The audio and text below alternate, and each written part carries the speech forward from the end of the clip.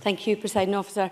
I'm pleased to be able to speak in this afternoon's debate on social isolation and loneliness, which, as the motion states, can affect anybody at any stage, any age or walk of life.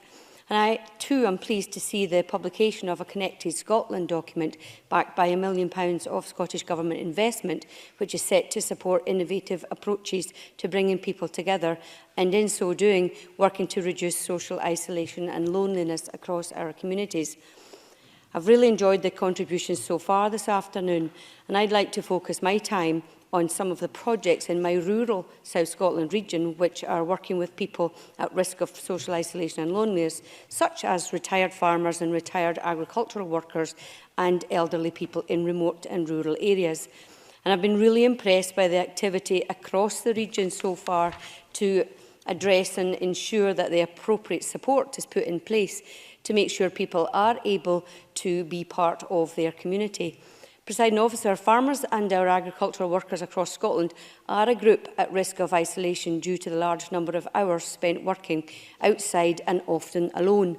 One project I have been following and supporting, which seeks to address the health and wellbeing issues facing the agricultural community in the Dumfries and Galloway area, is the Health and Wellbeing in the Farming Community project. The project is a joint approach between NFU Scotland, Dumfries and Galloway Health and Social Care Partnership and Dumfries and Galloway Council, and it aims to ensure that rural voices are heard and aims to gain a better understanding of the barriers, concerns and issues facing the community in becoming integrated and further connected to the wider region. It is currently taking forward action to work towards reducing social isolation and loneliness, as well as to reduce the stigma around some of the mental health conditions that social isolation and loneliness can lead to. An action plan is being developed to address the issues that were identified, from a lack of farming social groups to people not knowing who to turn to when they feel that they may be, I guess, depressed or isolated and feeling lonely. And poor connectivity in terms of broadband or increased travel in rural areas is also a factor, which has been mentioned by others across the chamber.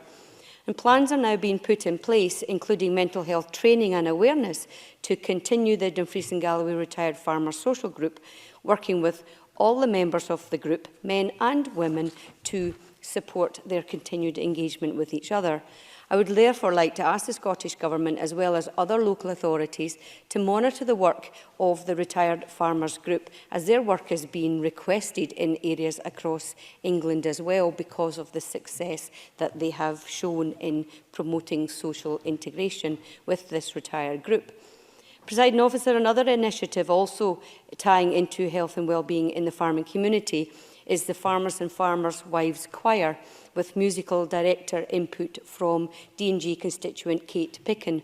The choir was formed in 2013 and has more than 160 members and has performed at the Hydro in Glasgow, as well as at a number of agricultural events and other events across Scotland. It's not just farmers and farmers' wives that are part of the group. There are many people across the region that have joined the choir and attend.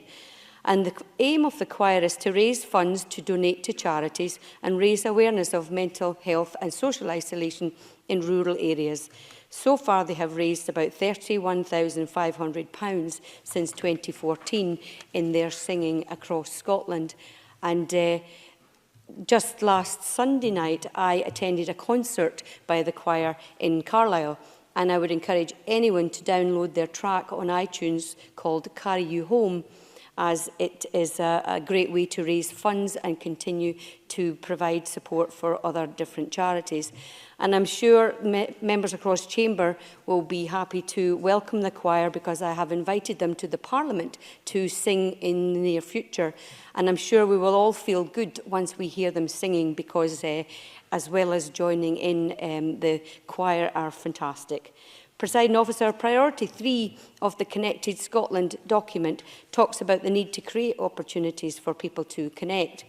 And research from the Connected Scotland report has suggested that one of the barriers to people socially connecting is a lack of awareness about the opportunities in communities to take part in activities that are enjoyable and that create opportunities to build meaningful relationships through the pursuit of shared interest.